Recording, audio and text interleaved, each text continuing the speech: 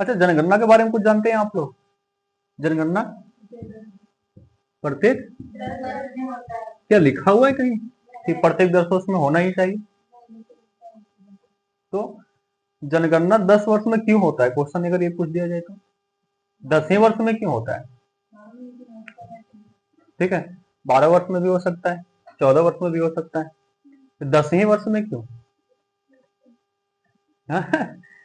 तो ये परंपरा पर है और ऐसा माना गया कि प्रत्येक 10 साल में, 10 साल जब हो जाता है ना, एक दशक में आदमी के सामाजिक आर्थिक गतिविधि में बदलाव आ जाता है। तो एक टाइम पीरियड ले लिया गया कि कम से कम 10 साल होना चाहिए, तो उसके आर्थिक रूप में, सामाजिक रूप में बदलाव आएगा। और संविधान में ऐसा कहीं नहीं लिखा हुआ है कि प्रत्येक 10 साल में जनगणना होना चाहिए। इतिहास नहीं, वो परंपरा है। ठीक है, समझ में आ रहा है? सबसे पहली बार भारत में जनगणना कब हुआ? बोलो, सबसे पहली बार भारत में जनगणना जो हुआ स्वतंत्रता के पहले भारत में बोला जा रहा है तो 1951 में। तो सबसे पहली बोला जाए तो 1872 में हुआ, लेकिन इसका कोई वैल्यू नहीं है, सुदृढ़ रूप से नहीं हुआ, सुव्यवस्थित रूप से नहीं हुआ। ठीक है, तो अगर क्वेश्चन ऐसे आ जाए 72 में, सबसे पहली बार कब हुआ? 72 में, लेकिन ये सुव्यवस्थित तरीके से नहीं हुआ था, इसलिए इसको नहीं माना गया। व्यवस्थित तरीके से जो हुआ वो 1881 में। अच्छा, 1872 के जनगणना को हम लोग सुव्यवस्थित क्यों नहीं मानते हैं? इसको आधार क्यों नहीं मानते, जबकि 1872 में भी हुआ और 1881 में भी हुआ? इसके पीछे का रीजन क्या है कि उस समय पूरा ब्रिटिश सत्ता जो है पूरे भारत में फैला हुआ नहीं था, और जहां जहां ब्रिटिश सरकार था वहीं वहीं जनगणना हुआ, पूरे भारत में यह जनगणना नहीं हुआ, इसलिए इसको नहीं माना गया। 1881 में सबसे पहली बार सुव्यवस्थित तरीके से पूरे भारत में जनगणना हुआ। ठीक है, अच्छा, जनगणना पर ही जब बात हम लोग कर रहे हैं, तो जनगणना भारत में हो रहा था, क्या वहां जाति को देखा गया होगा? जाति का कॉलम बनाया गया होगा? वो बनाया गया था, इस बात को भी याद रखना है। ठीक है, जैसे कॉलम बनता है, जैसे जनगणना जब होता है तब कॉलम बनता है उसका। ठीक है, ये घर है, इस घर में कितना आदमी है, ठीक है, इसका इनकम कितना है, ठीक है, ये कौन से जाति से है, ये कौन से धर्म से है, ठीक है, तो जाति का भी कॉलम बना रहता है। तो जातीय जनगणना अगर पूछा जाए, क्योंकि अभी चर्चा में है वो, ठीक है, तो जातीय जनगणना कब से? 1881 से लेकर 1941 तक। अगर क्वेश्चन ऐसे पूछ दिया जाए कि भारत में जातीय जनगणना कब से कब तक माना जाता है, ठीक है, तो एक और इसको में सुधार करते हैं। 1941 का जो आंकड़ा था, जो जनगणना हुआ, वो प्रकाशित नहीं हो पाया। जनगणना हुआ तो, लेकिन प्रकाशित नहीं हुआ। प्रकाशित समझ में आ रहा हो? आ रहा है? जैसे काउंटिंग तो हुआ लेकिन बताया नहीं गया। ठीक है, तो अगर ऑप्शन आएगा तो कब तक लेना है? 1931 तक। यानी जातीय जनगणना का जो जातीय जनगणना जो हुआ वो कब से कब तक? 1881 से 1900। ये स्पष्ट रूप से मिलेगा तुमको। 1941 वाला क्यों नहीं माना गया? क्योंकि ये प्रकाशित नहीं हुआ। क्यों प्रकाशित नहीं हुआ होगा? क्यों नहीं हुआ होगा? कुछ तो रीजन होगा। तो इसका रीजन है सेकेंड वर्ल्ड वॉर। इसी समय ना हो रहा है सेकेंड वर्ल्ड वॉर, तो लोग उधर उलझ गया है कि नहीं, इसलिए इसको माना नहीं गया। दो चीज को नहीं माना गया, देखना, दो ईस्वी को। कौन कौन सा? एक 1872 वाला और एक 1900। इसके बाद भारत आजाद हो जाता है, ये भी जानते हैं आप लोग। और उसके बाद कब होगा? 1951 में। और 1951 में ये जाति वाला कॉलम को हटा दिया गया। क्यों हटा दिया गया होगा? अस्पृश्यता वाला कहानी यही है। ठीक है, क्योंकि भारत सरकार को जाति व्यवस्था को हटाना था। ठीक है, पूरी जाति व्यवस्था को हटा देना है। और जनगणना में अगर जाति को दिखाया जाए तो फिर जाति का चर्चा कर रहे हैं हम लोग। ठीक है, इसलिए 1951 का जो सरकार था वो जाति को कॉलम को हटा दिया। ठीक है, धर्म के कॉलम को रहने दिया है लेकिन जाति के कॉलम को। तो क्वेश्चन जीके में, जीके वाला थोड़ा थोड़ा याद करते जाना है कि जातीय जनगणना कब से कब तक हुआ, स्पष्ट रूप से 1931 तक। 1872 वाला जनगणना को क्यों नहीं मानते? क्योंकि ब्रिटेन सरकार पूरे भारत में जनगणना को नहीं किया था, अपने सत्ता वाले क्षेत्र में ही केवल ये जनगणना किया, इसलिए इसको हम लोग नहीं मानते। 1941 वाले जनगणना को क्यों नहीं प्रकाशित करा गया? सेकेंड वर्ल्ड वॉर के कारण। ठीक है, और भारत में जातीय जनगणना को कब हटा दिया गया? 1951। क्यों हटा दिया गया? हटाने के पीछे रीजन क्या था? कास्ट सिस्टम को इग्नोर करना था। ठीक है, ठीक है, जाति व्यवस्था को इग्नोर करना था, जाति व्यवस्था के पूरे तरीके से समाप्त करना था। ठीक है, और अस्पृश्यता जैसा जो घिनौना चीज है वो जाति व्यवस्था में शामिल है।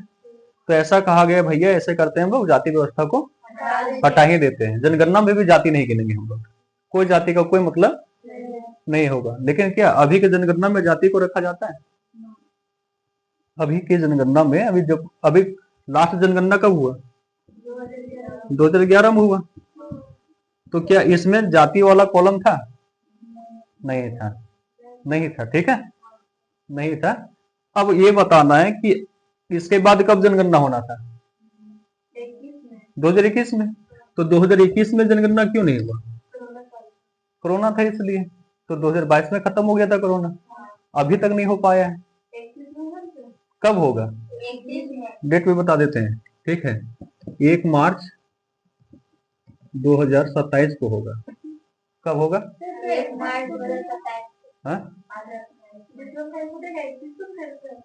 अब इसके पीछे लॉजिक समझाएंगे हम तुम लोग को क्यों होगा सर। ये पूरे भारत में 1 मार्च 2027 को होगा। ठीक है, कोई दिक्कत? कैसे नहीं, अगला साल, अगला साल का अगला साल हो रहा है ना। और एक और होगा 1 अक्टूबर 2026 को। ठीक है, लगाओ लगाओ भाई, सरकारी ऑफिस से इधर देख लो। ये सब भविष्य वाला भी बता रहे हैं तुम लोग को, इसको भी याद रखना है। 1 अक्टूबर 2026 को भी जनगणना होगा और 1 मार्च 2027 को भी जनगणना होगा। जैसे होना था 2021 में, नहीं हो पाया। सरकार क्या बोला और क्यों नहीं कराया? इसके पीछे सरकार लॉजिक दिया कि जनगणना में प्राइमरी टीचर जो रहता है ना वो ज्यादा लग जाता है, तो वैसे भी कोरोना काल में पढ़ाई नहीं हो पाया, तो उस पढ़ाई को पहले हम लोग उस पढ़ाई का भरपाई करेंगे, उसके बाद जनगणना करेंगे। ये कोई मतलब कि एक बेहुदा तर्क है। वैसे भी कितना पढ़ाई होता है प्राइमरी स्कूल में हम लोग जानते ही हैं, लेकिन सरकार कह दिया टालने के लिए। ठीक है, और क्या डेट दिया? 1 मार्च 2027 को जनगणना होगा। ठीक है, और 1 अक्टूबर 2026 को जो होगा वो पहाड़ी इलाका जहां हिमछादन होता है ना, बर्फबारी जहां ज्यादा होता है, उस जगह पर होगा 1 अक्टूबर 2026 को। और बाकी पूरे भारत में कब होगा? 1 मार्च। और मेरा बर्थडे कब है? सब चीज इस बार होली में सब त्योहार मनाएगा मेरे बर्थडे पर, है ना। याद रखने के लिए बता देते हैं तुम लोगों को, केवल ऐसा कुछ नहीं प्रचार कर रहे हैं, केवल याद रखो कि अगला जनगणना कब होने वाला है? 2027 को। और एक और क्या होगा? 1 अक्टूबर 2026 को 2 बार जनगणना होगा। और याद रखो इस जनगणना में फिर से जाति वाला कॉलम को शामिल कर दिया जाएगा। ठीक है, अभी तक हटा दिया गया था लेकिन अब शामिल करेगा सरकार। क्यों करेगा? इसके पीछे बहुत बड़ा लॉजिक है, उसमें जाएंगे तो फिर। अच्छा, आज पॉलिटिकल साइंस छोड़ दो, आज हम लोग जनगणना खेल लेते हैं, है कि नहीं? क्यों करेगा, क्यों करना चाहिए, नहीं करना चाहिए, जाति को क्यों हटाया, फिर जाति को क्यों ला रहा है सरकार? जाति को हटा दिया गया तो वो तो मंडल आयोग के बारे में आप लोग को पढ़ा दिए थे, हम बताए थे ना। अभी आप लोग को ये बताए थे ना कि एसटी और इधर तो जनगणना हुआ है ना, 1931 तक तो जनगणना हुआ है कि नहीं हुआ है? 1931 तक जनगणना हुआ होगा। उसमें एसटी कितना है, एससी कितना है, ओबीसी कितना है, ठीक है, उसी के आधार पर है, वर्तमान में कोई काउंटिंग नहीं हुआ है। मंडल आयोग जो आधार बनाया ना जाति व्यवस्था को लेकर, वो कौन सी जनगणना को लेकर बनाया है? क्योंकि इसके बाद कोई जाति पर जनगणना हुआ ही नहीं। ठीक है, तो 1931 के जनगणना को आधार बनाया और उसी आधार पर पिछड़ा वर्ग को तय किया, वो जिसका नाम क्या बना? ओबीसी। ठीक है, जिसको कितना प्रतिशत आरक्षण मिला? 27%। कितना? 27। याद है हम लोग को? 27%, 15% और 7.5%। ये है एसटी के लिए, ये है एससी के लिए और ये है ओबीसी के लिए। ये तुम लोग को पढ़ा दिए थे। अब ये बताना है, रुमाल कहाँ गया? चलो जनगणना देखते हैं हम लोग आज। ठीक है, कहां से कहां पहुंच जाते हैं हम लोग। सूर्य भगवान कहाँ? यहाँ है।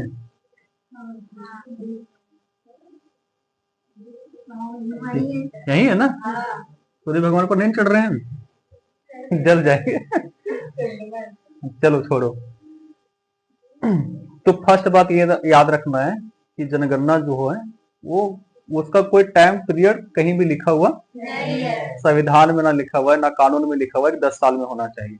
ठीक है, लेकिन परंपरा के अनुसार ये 10 साल में होता है। ठीक है, पहली सुव्यवस्थित जनगणना के बारे में पूछा जाए तो 1881 और अंग्रेज द्वारा, ब्रिटिश सरकार द्वारा अंतिम सुव्यवस्थित तरीके से जो जनगणना हुआ और जो प्रकाशित हुआ वो कब हुआ? 1931। 41 को नहीं मानते हम लोग, तो प्रत्येक 10-10 साल के बाद 1931 तक कौन किया है? ब्रिटिश सरकार। 1872 वाला हम लोग नहीं मानते हैं। क्वेश्चन याद रखना, अगर क्वेश्चन ऐसे आ जाए कि भारत में पहली जनगणना कब हुई? 1872। सुव्यवस्थित तरीके से भारत में कब हुआ? 1881। ठीक है, और अंतिम बार अंतिम जातीय जनगणना कब हुआ था? 1931। ठीक है, और प्रथम जातीय जनगणना आधे लिख के। चलो अब क्या जनगणना वाला अगर बात हम लोग कर रहे हैं तो ये किसका मामला है? केंद्र सरकार का, राज्य सरकार का, या समवर्ती सूची? सूची आप लोग पढ़े ना? आर्टिकल किसमें? 246 में 3 प्रकार के सत्ता शासन को, सूची को 3 प्रकार के भाग में बांटा गया। ठीक है, कौन कौन सा? संघ सूची, राज्य सूची और समवर्ती, यही है। अगर ये सब पूछ दिया जाए, ठीक, कौन से आर्टिकल में ये 3 सूची पाया जाता है? ठीक है, संघ सूची का मतलब जिसमें केवल केंद्र सरकार कानून बना सकता है।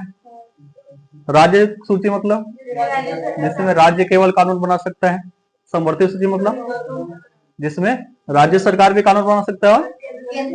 अब ये दोनों के बीच लड़ाई हो जाए तो किसका वैल्यू होगा? केंद्र सरकार या संघ सूची? संघ सरकार का बात माने रखा जाएगा। ठीक है, तो इसी तरह से जनगणना किसका विषय है? संघ सूची का विषय है। किसका विषय है? संघ सूची। प्रविष्टि संख्या कितना याद रखेगा तुम लोग?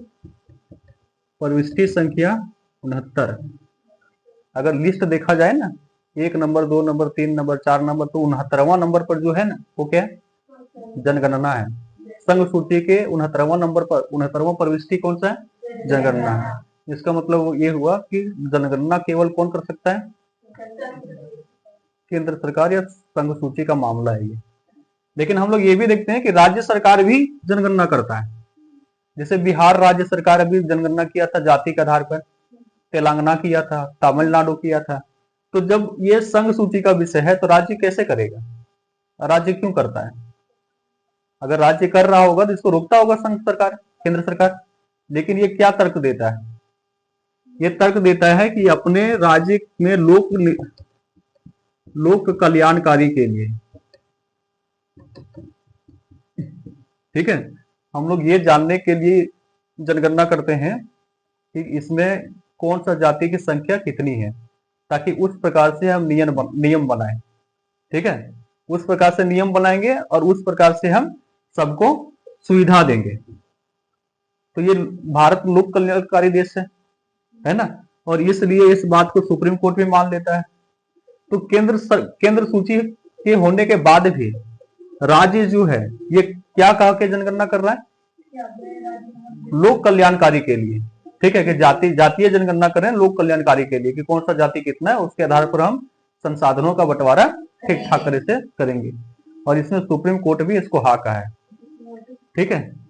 समवर्ती सूची में नहीं, ये ओरिजिनल में किसमें है, केंद्र संघ सूची में। अगर टिक लगाने के लिए आ जाए कि जनगणना कौन से सूची में आता है, संघ सूची में आता है, लेकिन जातीय आधार पर ये सब कर रहा है। जातीय स्तर पर इसलिए कर रहा है क्योंकि संघ सरकार, हम तुमको बताए थे 1951 के बाद जातीय जनगणना बंद कर दिया था। तो जातीय जनगणना को जानने के लिए राज्य सरकार ऐसा करता है। राज्य सरकार का कहना क्या है कि यहाँ जातीय जनगणना कर रहे हैं, जनगणना नहीं कर रहे, जातीय जनगणना, ताकि जाति के आधार पर हम ठीक ठाक से संसाधनों का बंटवारा करेंगे। और इसलिए इस बार के जनगणना में केंद्र सरकार क्या करेगा, जाति को भी शामिल कर देगा, ताकि राज्य जनगणना ना करें, ठीक है, क्योंकि ये किसका विषय है, केंद्र सूची का है, राज्य सूची का, सॉरी संघ सूची का है। समझ में आ रहा है कि 2027 वाला में जातीय को क्यों शामिल कर रहा है, ठीक है, क्योंकि बहुत सारा राज्य जातीय जनगणना करने पर उतारू हो गया, और जातीय जनगणना उस का विफल रहा, बिहार का भी विफल रहा और तमिलनाडु का भी, तेलंगाना वाला ठीक ठाक रहा, ठीक है, तेलंगाना, ठीक है। तो अच्छा एक बात बताओ, जातीय जनगणना क्यों जरूरी है, जातीय जनगणना राज्य इतना करना चाह रहा है, इसके पीछे क्या रीजन है, ये बताओ। पहला तो राजनीतिक सत्ता को हासिल करने के लिए जो राजनेता लोग हैं एक मुद्दा बनाएगा इसको, और मुद्दा से वोट बैंकिंग का काम करेगा। फर्स्ट कारण तो यही है। आफ्टर ऑल अगर सब कारण देखा जाए तो कोई भी सरकार जनता का भलाई नहीं चाहता, इस बात को जानता है ना। सब चाहता है कि हम किसी ना किसी तरह से सत्ता को हासिल करते रहे, और उसके लिए वो बहुत सारा फंडा अपनाता है। बीजेपी हिंदू धर्म को अपना लिया, धर्म को। अब जो क्षेत्रीय स्तर का जो पार्टी है वो चाह रहा है कि हम भी ऊपर हो, उसके लिए उसको एक मुद्दा चाहिए। तो कौन सा मुद्दा अपना रहा है, कि जाति के आधार पर हम संसाधन का बंटवारा करेंगे। अरे ठीक ठाक भी है, अगर एक तरीके से देखें तो एक रिपोर्ट में बोला गया कि ओबीसी जो है ना, पूरे भारत में ओबीसी उसकी जनसंख्या कितनी है, 52% है, ठीक है, यानी कि आधे से अधिक जो है भारत में वो ओबीसी है, और इसका आरक्षण कितना मिल रहा है, 27%। तो ये तो अन्याय है कि नहीं। तो अब क्या कह रहे हैं लोग कि भैया अगर जनसंख्या इतना है तो आरक्षण भी इतना कर दो, 52% आरक्षण दे दो इसको, तब ना होगा सामाजिक आर्थिक विषमता, तब ना दूर होगा। जिसका अनुपात जितना है उसका आरक्षण उतना कर दो, ठीक है। ये सब बात चल रहा है अभी जनगणना में। और जनगणना में कोई दिक्कत पूछो तुम लोग, जनगणना के बारे में कुछ है, कोई दिक्कत है? जनगणना करना इसलिए जरूरी है क्योंकि उस अनुसार हम लोग पॉलिसी मेकिंग कर सके। पॉलिसी मेकिंग केवल एक कारण नहीं है, इस चीज को पॉलिसी मेकिंग मतलब उस तरह से हम लोग नियम कानून बना सके जिससे संसाधनों का ठीक ठाक से बंटवारा हो जाए, ठीक है। और पॉलिसी मेकिंग होगा, जैसे पॉलिसी मेकिंग में 3 चीज शामिल कर दो हम लोग। एक तो संसाधन का सही बंटवारा, इसमें कौन सा जनसंख्या गरीब है, कौन सा जनसंख्या अमीर है, ठीक है। और एक होगा लक्षित लक्ष्य, प्रोजेक्टेड, इसको बोलते हैं टारगेटेड वर्क, लक्षित कार्य। जैसे अगर हमको ये पता रहे कि इतना आदमी है टोटल, तो इतना आदमी के लिए हम लोग ये सब बांट सकते हैं। जैसे अभी मान लो पीडीएस समझते हो आप लोग, और जो चावल वाल नहीं देता है डीलर वो, तो अभी मान लो कि जनसंख्या का अगर जनगणना ना हो तो भारत सरकार को क्या लगेगा कि इतना ही आबादी है, उतना ही चावल देगा। अगर जनगणना ठीक ठाक से हुआ तो अगर जनसंख्या बढ़ गया तो पीडीएस में चावल बढ़ जाएगा, है ना। और अगर जनसंख्या घट गया तो चावल का वितरण घट जाएगा, एक एग्जांपल से बताएं, ठीक है। तो टारगेटेड वर्ग इसमें मिल जाता है ठीक ठाक से। और जनगणना और क्यों जरूरी है, क्योंकि यहाँ पता चलेगा कि जाति जो है ओबीसी जैसे है, क्या उसकी जनसंख्या बढ़ रही है कि घट रही है। ठीक है, जाति की जनसंख्या बढ़ रही है कि घट रही है। और अगर हम लोग कारण देखें तो और कारण ये है, और कारण देखेंगे जनगणना का, तो एक कारण क्या बता दें, माइग्रेशन। माइग्रेशन समझते हैं आप लोग? माइग्रेशन जैसे एक जगह से दूसरी जगह जाता है ना आदमी, जैसे हम पेशरा से कहीं और चल गए, ठीक है, तो ये माइग्रेशन जनगणना से ही माइग्रेशन का पता चलता है कि एक जगह से लोग दूसरी जगह क्यों जा रहा है। ठीक है, और जैसे जाने का भी तरीका होता है ना, सबसे ज्यादा माइग्रेशन किस स्तर पर हो रहा है ये बताओ? एक राज्य से दूसरे राज्य नहीं, इंट्रा इंट्रा डिस्ट्रिक्ट बोलते हैं उसको, क्या बोलते हैं? Intra district. जिला के अंदर ज्यादा होता है, एक जिला के अंदर ज्यादा माइग्रेशन होता है। जैसे हजारीबाग है तो हम पेशरा में है, तो पेशरा से मान लो हजारीबाग चल गए, चाहे तो बड़का गांव चल गए, चाहे तो कहीं और चल गए। माइग्रेशन में सबसे ज्यादा शामिल क्या है? लड़की लोग का शादी। आज लड़की लोग यहाँ है पेशरा में, तुम लोग का शादी होकर कहीं जाएगा दूसरी जगह, तो एक गांव से दूसरे गांव चल गया ना, जिला के अंदर तो हो रहा ही है। तो सबसे ज्यादा कहाँ होता है? इंट्रा डिस्ट्रिक्ट में होता है। ठीक है, इंट्रा डिस्ट्रिक्ट मतलब जिला के अंदर सबसे ज्यादा माइग्रेशन होता है। समझ में आ रहा है? एक ही जिला में सबसे ज्यादा माइग्रेशन होता है, तो इसका पता कहाँ से चलेगा? जनगणना से चलेगा। और जिला से फिर स्टेट में जाता है लोग, एक जिला से दूसरे स्टेट में जाएगा, ठीक है, और स्टेट से फिर दूसरे स्टेट में जाएगा, और सबसे कम एक स्टेट से दूसरे स्टेट में जाता है लोग। वो कौन जाएगा? जो काम करता है, ठीक है, जो मजदूर है, श्रमिक है, ये सब एक जगह से दूसरे, एक स्टेट से दूसरे स्टेट जाएगा। ठीक है, अब माइग्रेशन से और क्या पता चलेगा कि लोग रूरल एरिया से अर्बन एरिया की ओर कितना जा रहा है, ये भी तो होगा। गांव से शहर कितना बदल रहा है। ठीक है, मान लो पहले भारत में इतना गांव था, अब इतना गांव से बदल के कितना शहर बन गया, ये भी पता चलता है। अब अर्बन और रूरल में क्या अंतर है? अरे गांव की जिंदगी और शहर की जिंदगी में अंतर होगा ना। स्टैंडर्ड लिविंग है हम लोग का, जीने का जो तरीका है वो बदल जाएगा। तो अगर रूरल से अर्बन की ओर लोग जा रहा है, इसका मतलब क्या है कि आर्थिक स्थिति में सुधार हो रहा है। तो जनगणना ये भी तो बताता है कि लोग अमीर हो रहा है धीरे धीरे। ठीक है, तो ये सब दृष्टिकोण से अगर हम लोग देखें तो जनगणना जरूरी है। ठीक है, फर्स्ट कौन सा? Policy making. सरकार ठीक ठाक से नियम बनाएगा, कानून बनाएगा, प्रावधान करेगा, जब उसको पूरे तरीके से आदमी का पता होगा उसी अनुसार नहीं बनाएगा वो। दूसरा क्या बताएं आप लोग को, बोलो? ये इसी के अंदर 3 था। उसके बाद माइग्रेशन के बारे में बताएं आप लोग को। ठीक है, कि जनगणना से माइग्रेशन का भी पता चलता है। तीसरा, रूरल एरिया और अर्बन एरिया के बारे में बताता है। चौथा, जाति के बारे में बता रहा है कि ना, कि कौन से जाति में ज्यादा बढ़ोतरी हो रहा है, कौन से जाति में कम बढ़ोतरी हो रहा है। और इसमें एक चीज और होगा, अगर जाति हो रहा है तो ओबीसी के बारे में बात करें तो ओबीसी में इसका उपजाति करें। मान लो सब ओबीसी के बारे में बात करें तो इनकम तो सबका एक जैसा नहीं होगा, किसी का कम और किसी का ज्यादा। तो इसको कैटेगरी वाइज करके हम लोग बांट देंगे, जैसे अभी ये क्रीमी लेयर और non creamy layer.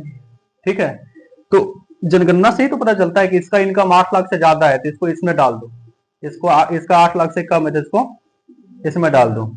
Creamy layer में 8 लाख पर ईयर होना चाहिए, और 8 लाख से कम है तो नॉन क्रीमी लेयर में जाएगा। अब इस बार के जनगणना में देखा जाएगा कि किसका जो इनकम है वो 8 लाख से ज्यादा है, किसका इनकम 8 लाख से, ये भी पता चलेगा। अब मान लो जिसका इनकम 8 लाख से कम है उसको सरकार ज्यादा सुविधा देगा ताकि वो ज्यादा विकास कर सके, है कि नहीं।